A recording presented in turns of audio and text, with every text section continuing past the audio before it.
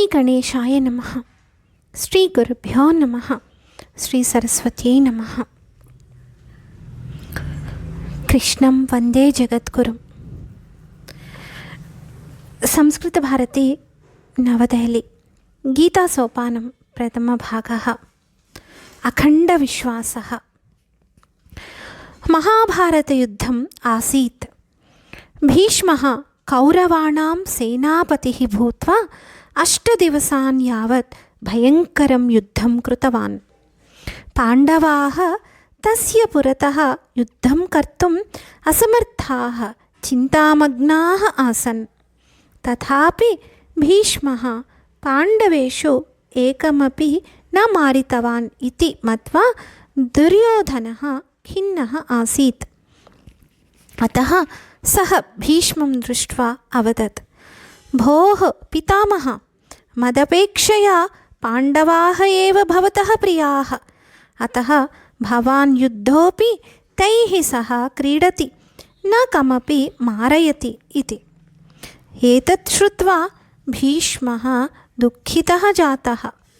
झटिति सः प्रतिज्ञां कृतवान् यत् श्वः युद्धं कृत्वा अहम् अर्जुनं मारयिष्यामि अथवा तेन पराजितवा भविष्यामि इति. भीष्मस्य प्रतिज्ञा सर्वैः ज्ञाता. तां श्रुत्वा पाण्डवपक्षे सर्वेपि वीराः चिन्तिताः अभवन्.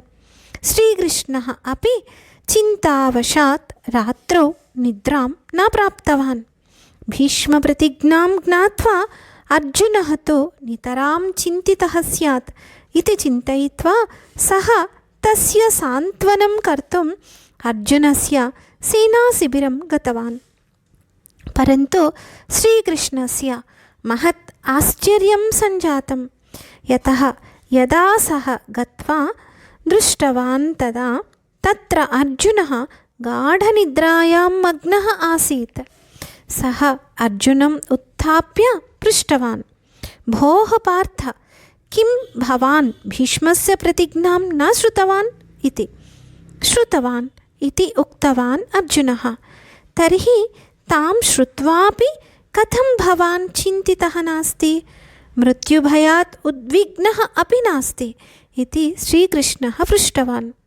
अर्जुनः किञ्चित् हसित्वा शान्तस्वरेण उक्तवान्, भगवन्, अहं सम्यक् जानामि यत् यः मम योगक्षेमस्य चिन्तां करोति सः जागरणं कुर्वन् अस्ति इति. एवं सति अहं किमर्थं चिन्तां कृत्वा दुःखितः भवामि. स्वस्य भक्तस्य भीष्मप्रतिज्ञायाः रक्षणार्थं स्वस्य भक्तस्य भीष्मप्रतिज्ञायाः रक्षणभारः भवतः एव. मम का चिन्ता तत्र. अतः एव अहं निश्चिततया निद्रां कृतवान् अस्मि इति. सत्यं खलु. अर्जुनस्य एतादृशं दृढं विश्वासं मत्वा एव श्रीकृष्णः पार्थसारथिः अभवत्. धन्यास्मि. स्वस्ति.